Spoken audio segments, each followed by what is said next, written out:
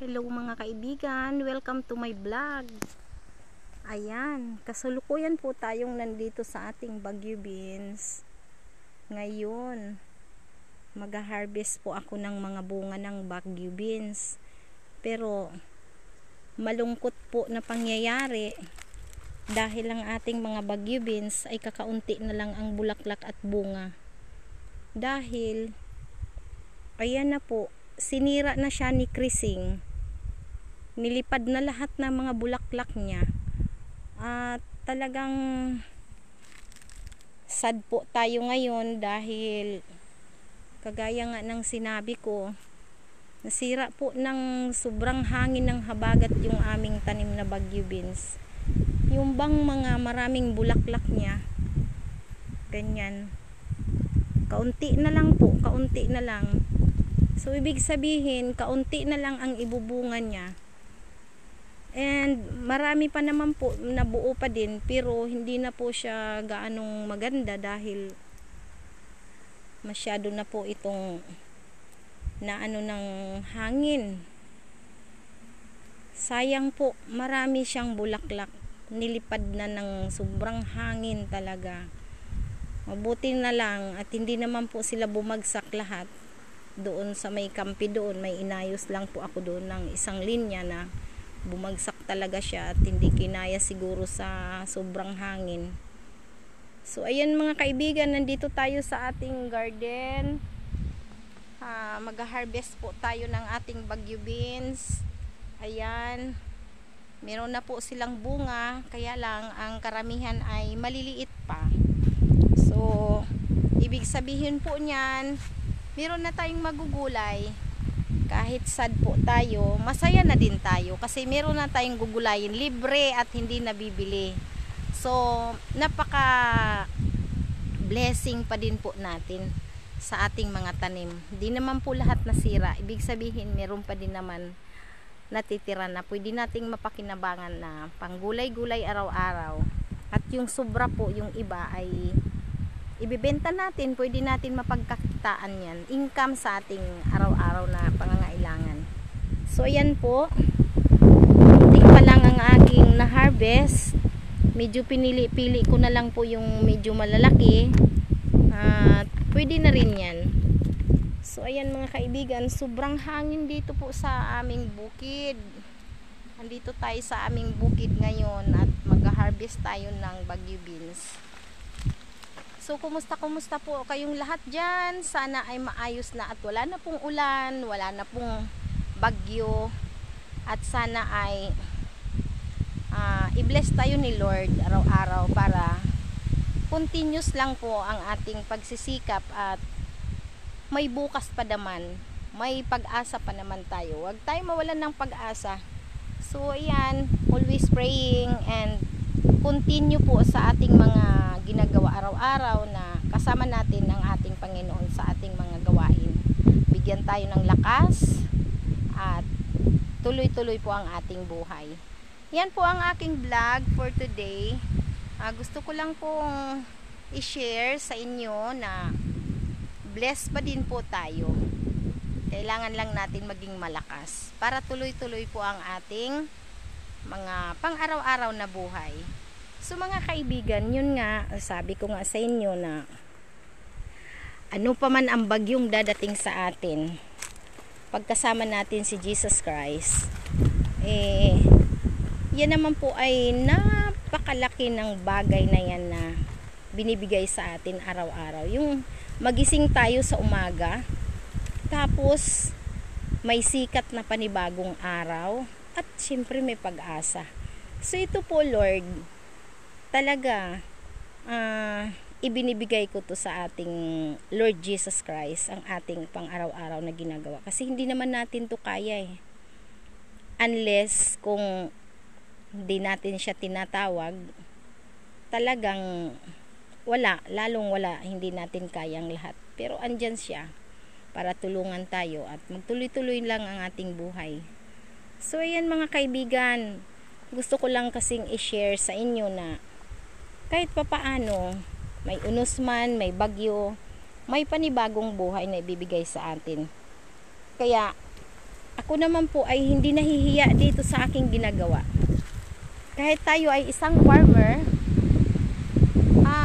ipinagmamalaki ko yan dahil dyan tayo kumukuha ng ating pagkain sa ating pagtatanim. Hindi po tayo dapat mahiya na sabihin kung sino tayo at ano ang ating pang-araw-araw na ginagawa. Simple lang po. Kahit mayaman ka, mahirap ka, isa lang naman ang pupuntahan natin. Pupunta tayo, end of my life, and kayo din, may hangganan ang ating buhay. So, yan lang. Gusto ko lang i-share sa inyo para maging inspirasyon po sa inyo ang buhay ng nasa bukid. Simple lang at masaya pa din kahit ano pa ang dadating sa atin mga pagsubok. Kailangan natin maging malakas at isipin natin na may pag-asa pa tayo. At syempre, ganun talaga. Ito naman ang buhay natin dito sa bukid. Gawin lang nating simple, magaan, masaya. At ano pa man ang ating mga blessing, syempre, mag-share tayo sa ating kapwa. Ano pa man, konti yan, marami o malaki yan, okay lang, mag-share po tayo ng ating blessings. Kasi galing naman yan kay Lord. Hindi naman yan talaga galing sa atin. So guys, ayan, gusto ko lang i-flex kung gaano kasaya ang nasa bukid. Ayan. So, dito nga sa ginagawa ko, hindi naman to sabing araw-araw, oras-oras, mahirap eh. Talagang gagawin lang natin ang ating best. Kasi, ang mga tanim, iyan ay nagbibigay sa atin ng saya. Katulad nito, ayan, kahit papaano, meron naman siyang tinira, may nasira, at meron naman maganda.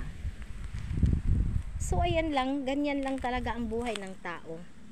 Magsipag lang talaga tayo at hingi tayo ng tulong lagi kay Lord. Hindi nga lang ito lumaki masyado dahil yun na nga, inabot na ng sobrang ulan at hindi naman niya season ngayon. Hindi naman talaga season ngayon ng ating mga tanim na to. O, katulad nito, ang ating mga kalabasa, namumunga naman sila at meron naman blessing.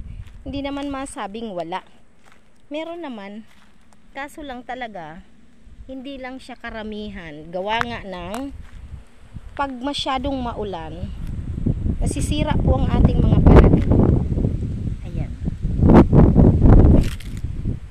So dito, ayan na nga po, tingnan nyo ang epekto ng ang epekto po ng sobrang ulan, nasisira po ang ating mga tanim na kalabasa. Ayan oh. Oh. Tingnan nyo. Kinain na ng anay. At maliliit pa sila. Hindi na sila lumaki masyado. Kasi nasira na nga ng ulan. Tingnan nyo. Binaha kasi ito oh. Oh, binaha. Tingnan nyo. Sa sobrang dami ng tubig, binaha sila. Hindi na siya lalaki. Tanggalin na natin. Pwede pa natin itong gulayin. Ito, tingnan nyo oh. Yan, ating kalabasa nasisira. Binaha po dito yung taniman ko ng kalabasa, kaya namatay na yan oh. Namatay na sila, yung puno nila nasira na. Pero okay lang, meron pa naman tayong natitirang mga kalabasa. Ito oh. Yan, tanggalin na natin yan.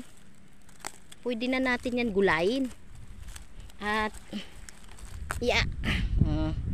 at napakaganda naman po nito ating mga tanim, kasi kahit maliliit yan, blessing pa rin yan sa atin.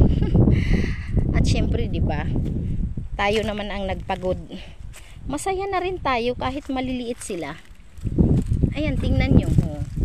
Hindi na sila lalaki oh, sira na ang ating watermelon. Ito din oh, kukunin na rin natin yan kasi ano na eh. Yan. Pero makakain pa din natin yan mga kaibigan.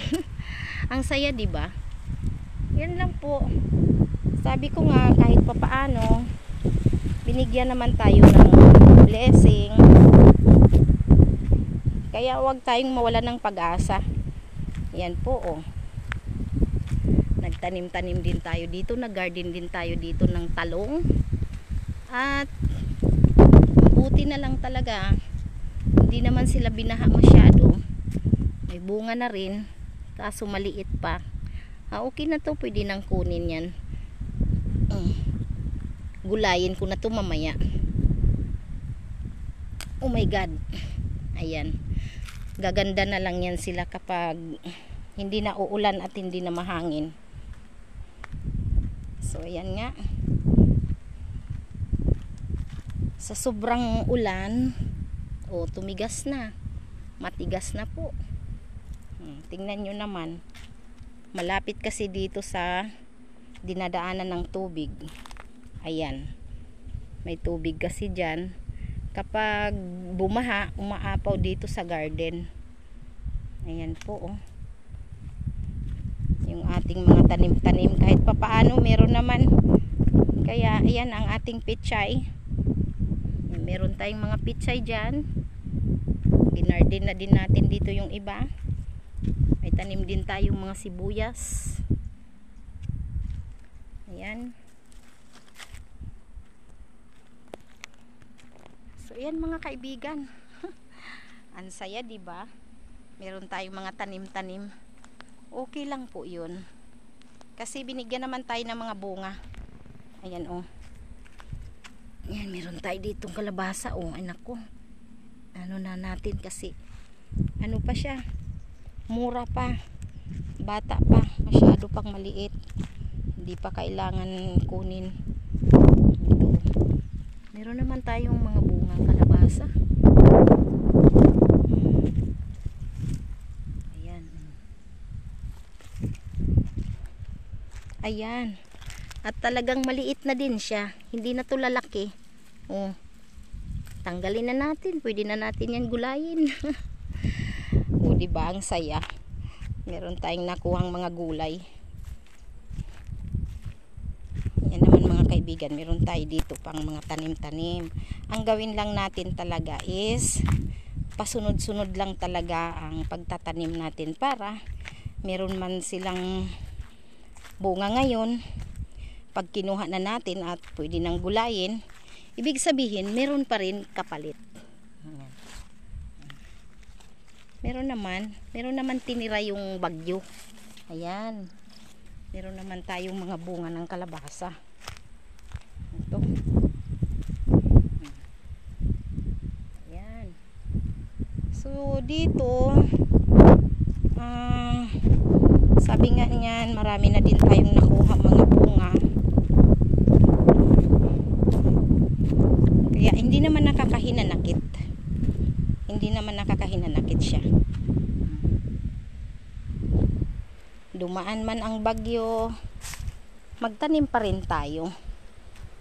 Yun ang ating buhay probinsya, no? Buhay bukid.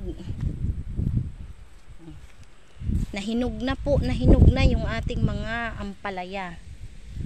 Ayun, oh. Sa lupa lang kasi sila, sa lupa lang. Ayan, oh. Hinog na. Hindi sila natin natanggal nung ano kasi hindi ako nakaakyat dito. Ayan, oh. Okay lang yan. Marami pa naman tayong makukuhang gulay.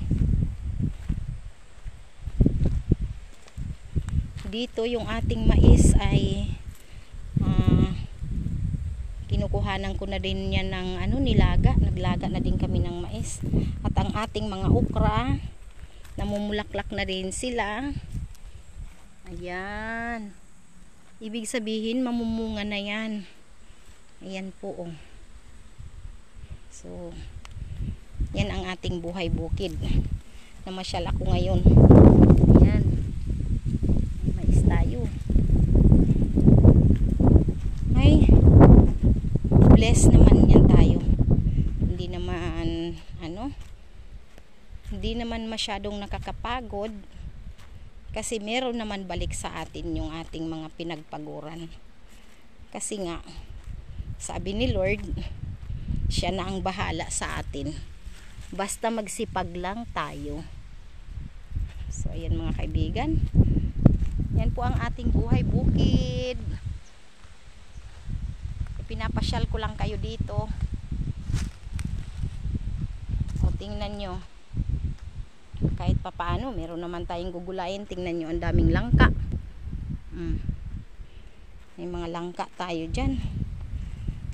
At syempre tuwang-tuwa na din ako kasi tumubo na yung aking tanim na mais. Ayan na sila. Tadaan! Tumubo na sila, oh. Ibig sabihin, meron na naman tayong naghihintay na iha-harvest. Ayan. Tadaan! Mga mais yan po, mga mais. Maliliit pa. Ayan, nabali yung ating saging. Ayan ako. Marami pala kami ditong hinog na langka. Tingnan mo naman, oh, hinog na langka, iniwan na lang dito. Nagsawa na yata na kainin ang langka. So, ilagay na lang muna natin dito. Mamaya kukunin ko yan.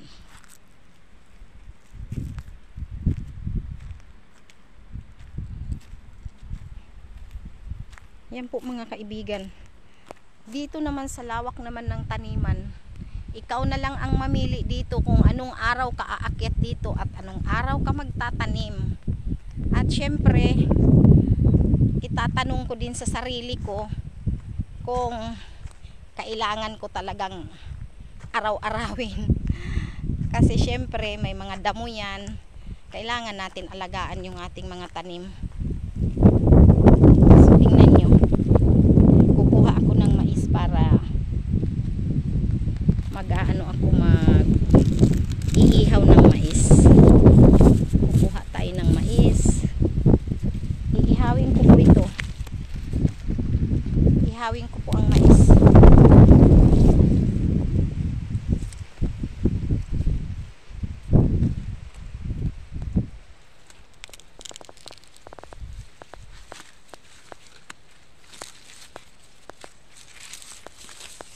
Ang tagal matanggal.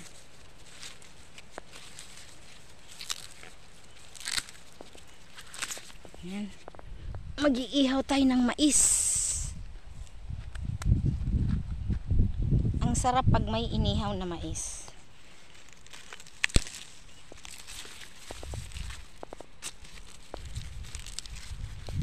Ayan. Pag nandito tayo po sa bukid, alam nyo, hindi kayo magugutom. Pag marami kayong tanim, hindi talaga nakakagutom. At syempre, kailangan sipagan natin para hindi tayo magutom.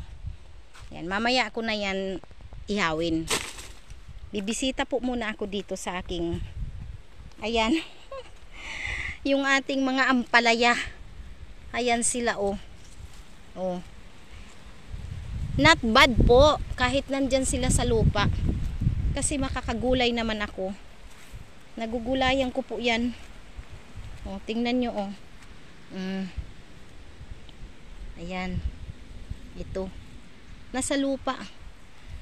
Pero mabuti na rin pong nasa lupa sila kasi kung nilagyan ko sila ng akyatan, kung nilagyan ko ng akyatan po, alam nyo, babagsak din naman yan. Babagsak din po sila. Pero hindi na po masama kasi may nagugulay naman ako kahit nasa lupa yan. Ang ating mga sitaw nagbubunga-bunga na din. Ayan ang ating ampalaya. Magsipag lang po tayo. Nako, tingnan nyo naman, oh, sinira na ng hangin. Oh, tingnan nyo po, oh, nasira na. Nagbagsakan na yung nasa itaas. Nagbagsakan sila. Tapos ano na rin, nasisira po dahil sa sobrang ulan, hindi naman po tayo nakakapag-spray. Ay may mga insekto talaga yan. Pero pipili na lang din ako ng, ayan, may bunga na rin pala ng ating ano. Nasisira talaga. Ito nasa lupa pa. Hindi ko pa yan napaakyat. Papaakyatin ko na lang yan pag wala na yung habagat. Kasi tingnan nyo, oh. Oh, sira na siya. Hindi na natin mapapakinabangan. Kasi nga nasa itaas at kitang-kita sila ng mga insekto. Kaya madali sila talagang kainin ng mga insekto. So anyway, magtatanim na rin ako ulit dito ng panibago. Nagsipagbagsakan na yung ating nasa ibaba na sila, oh. Okay lang po. Ganyan talaga. So ayan, oh. Ating mga ampalaya. Ayan, oh. Pag nasa lupa sila ay magaganda. Hindi sila nasisira ng ng mga insekto. Hindi katulad yung nakabitin. Gustong-gusto yun ng mga insekto. So ayan pala ang ating palay. Okay naman. Mataas na rin yung aming palay diyan. Ayun. Oh. Ilang buwan yan? 4 na buwan bago yan mamunga. 3 buwan pala. 3 buwan bago mamumunga yung ating palay. So ayan, may mga sitaw-sitaw tayo. Ito, oh. May kukunin tayong sitaw. Mamaya. May mga bunga-bunga na yung ating mga sitaw-sitaw. Pero yun na nga ang masama at hindi yan nakaakyat sa itaas. Nasa lupa lang. Napakahirap po pag na yung hectic yung schedule mo sabay-sabay. Hindi talaga siya lahat na maayos yung ating tanim. So sana magbunga man lang kahit papaano meron tayong kukunin bunga. Ayan po ang ating palay. Ayan sila.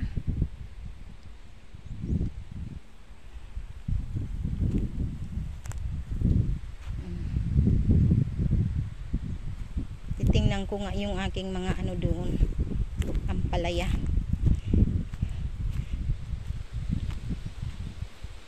Bali yung ating palay po ay hindi nagkasabay na tumubo. Nagpanibago kaming tanim. Kaya hindi pa mataas yung iba. Mababa pa lang yung iba, oh. Mababa pa lang. Ayan.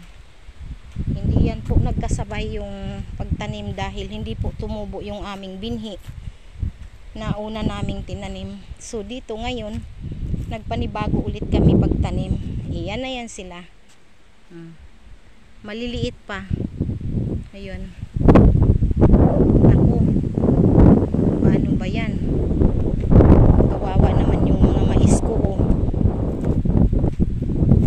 Nagsipagtumbahan na. May mais tayo ditong pinalinya ko dito sa gitna ng palayan.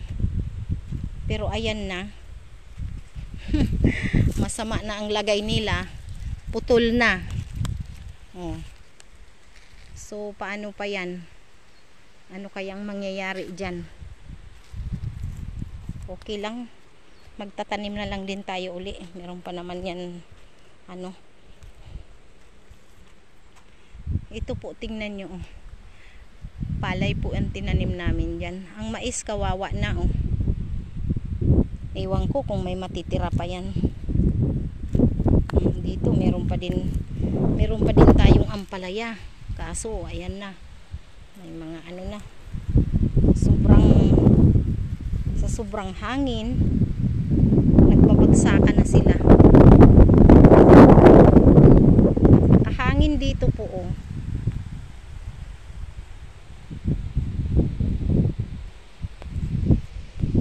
Ayan.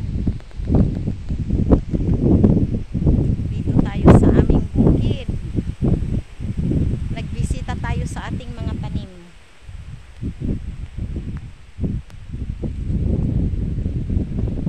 Maliliit pa po ang aming mga palay. Kawawa ang mais. Sobrang lakas ng ulan, lakas ng hangin.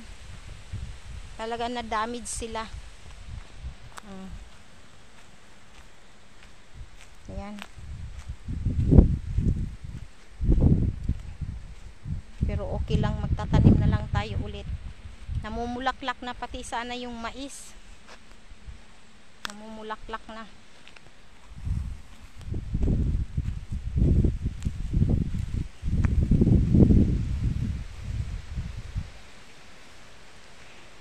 Ayan, pagkagaling natin sa Bagyo Beans, inikot ko lang kayo dito mga kaibigan sa aming mga taniman. Kawawa nga nasubrahan sa hangin. Putol-putol na yung dahon ng palay.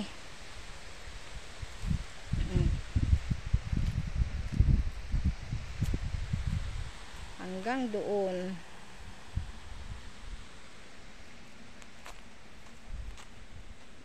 So, ayan po ang ating vlog for today. At sana'y nagustuhan po ninyo ang aking kwento. At sana'y nakakapagbigay tayo ng inspirasyon sa ating mga kapwa vlogger. Na para po sa akin, kahit kami ay mahirap lang, simpleng buhay lang, nagagawa pa din namin na ma-share sa inyo ang aming mga buhay-buhay dito sa bukid at bilang mga farmer. So ayan mga kaibigan, nagpapasalamat po ako sa patuloy ninyong panonood sa aking mga vlog. Nawa po ay masuportahan ninyo ako at taos puso po akong nagpapasalamat sa inyo dito po sa aking YouTube channel. Thank you for watching and welcome lagi-lagi po sa ating mga kwentong probinsyang buhay at simpleng buhay. Naway nagtatao kong inspirasyon sa inyo lahat ang aking kwentong ito. Ako si Manay Day at nagpapasalamat sa inyong lahat. God bless you all. Bye po.